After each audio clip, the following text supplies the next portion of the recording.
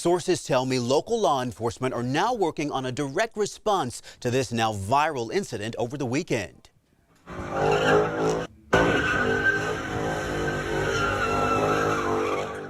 Hundreds gathered for sideshows in South Sacramento that saw multiple people arrested on Easter Sunday. We got our hands on cell phone video that captured the moment a CHP patrol unit was hit by a car trying to get away. It's pretty much totaled. The sideshows are not only dangerous, they come in direct violation of the stay-at-home orders. Sources tell me law enforcement across the Sacramento region are now planning to announce more detailed enforcement action. Keep in mind, up until this point, local agencies stressed they were focused on education, not enforcement, and people have complied for the most part. But events like these sideshow incidents seem to have made clear education alone is not enough. And so again, sources tell me to expect a joint announcement from law enforcement across the Sacramento region outlining more enforcement measures. And that announcement is expected to come in the next 24 to 48 hours. Stay with ABC 10 for updates on this developing story. And tonight, in the coronavirus pandemic spreading facts, not fear, the big focus in the country right now is how and when will states reopen. Governor Newsom laid out his plans just hours ago, right before President Trump laid out his. We'll soon be sharing details and new guidelines with everybody. I will be speaking to all 50 governors very shortly. And tonight, the president said he'd like to see some states reopen by May 1st or sooner. But in California, that timeline will likely be a lot longer. Here is why. Take a look. Governor Newsom says these 6 key factors will have to be in place before the state can reopen. They include monitoring and protecting the community through things like more testing, adding to hospitals and creating treatments. Businesses and schools will have to practice social distancing, and there's always the possibility that restrictions will need to come back.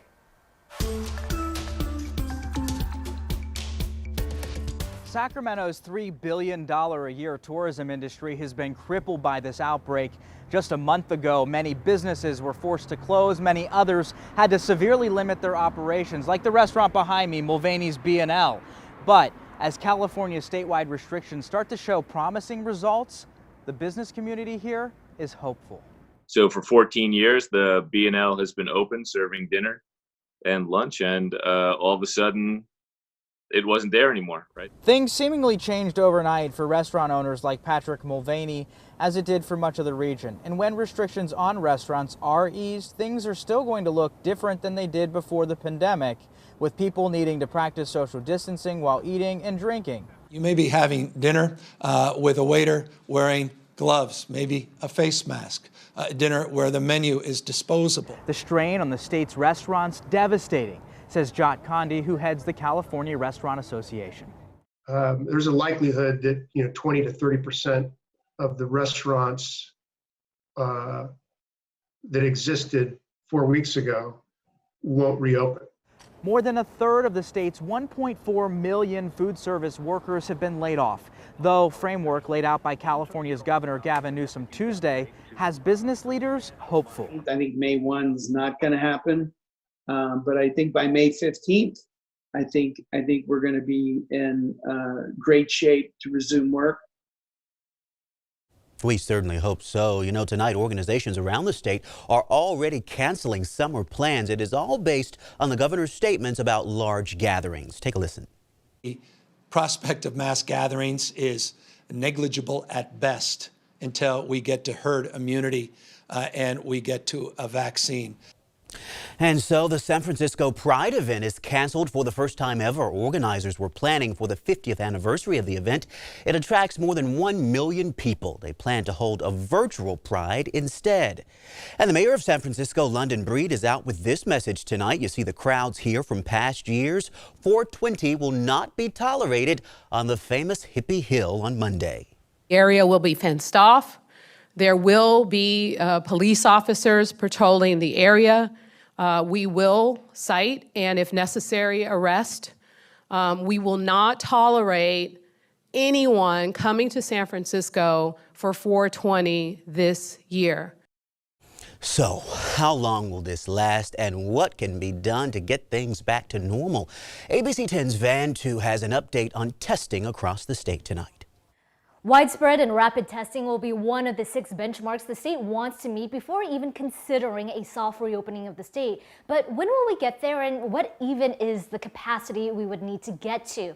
Well, there are not definitive answers, but state officials say the outlook is promising. The range to get to is 10,000 tests per day. Once we hit that level and we know that individuals who have symptoms can get tested and the results available rapidly, we'll be able to think about modifying these orders. State officials hope California will reach that benchmark by the end of the month. Right now, the state is conducting roughly 2,500 tests a day, a rate that has been growing and starting to move past initial problems of supply shortages and testing restrictions. Dr. Mark Galley also hopes the race to develop antibody tests will help the state's standing in the coming weeks. The FDA so far has given emergency approval for 34 diagnostic tests and is working with 300 more developers to fast-track testing kits. But it isn't just about the numbers when it comes to expanding testing. State officials want to ensure it's equitable. Making sure that we don't just have certain communities have testing available, that it's available to everyone across the state. And in Sacramento County, public health officials are prioritizing expediency and availability over quantity. They say they want to be sure that hospitals and clinics will be able to conduct tests and turn around results in less than 24 hours, which will help with contact tracing. And here is where things stand in California tonight. Take a look. There are now more than 23,000 confirmed cases of the virus. Sadly, 758 people have died. State and local experts still believe cases will peak in a few weeks. And new tonight, a San Joaquin County inmate who was released early over coronavirus concerns has been rearrested. Stockton police arrested 33-year-old Jason Gall today for vehicle tampering and resisting arrest. He has 4 prior convictions and was released from jail just this past Friday due to the state's zero bail program. It's something the county sheriff has been warning about and believes rearrests will keep happening. We'll be waiting for him when he goes to steal another vehicle. I want to thank Stockton PD for their hard work catching this subject again. I'm sorry we put their officers in danger and our citizens in danger, but this is what we're going to be dealing with a little bit. So we'll be waiting for him. And tonight, the Treasury Department is encouraging you to check your bank account. Millions of Americans have already received their stimulus payments, and the majority of people who qualify can expect to get a check for $1,200. If you're not required to file a federal tax return that helps the IRS know who you are and who to send the payments to, you can now head to the IRS website and enter your information. And some good news for shoppers tonight. The new Raleys is opening in Sacramento. And as ABC 10's Kevin John is showing us, it's opening with some changes. As the coronavirus pandemic continues to shut down businesses across the nation, one business that's still standing tall is grocery stores. Raleys is opening a new store right here in South Land Park, and this 55,000 square foot store is set to open tomorrow. This location will replace another Raleys store in the area, which will shut down permanently on Saturday. With the current pandemic going on, Raleys spokesperson Chelsea Miner tells me that she asked customers to, quote, only come to the store when they need food and essential items. So for those who plan on coming to the store, here's some safeguards that have been implemented. 1, there will be signage to enforce social distancing, including marks on the floor. 2, they will monitor the number of people in the store and, if needed, will limit the number of customers at any given time. 3, certain items in the store, such as toilet paper, will be limited to 2 per family per visit. Keep in mind, this particular Raleys is part of a new retail center called The Park. It will be the only store in this center that will be open when it opens its doors.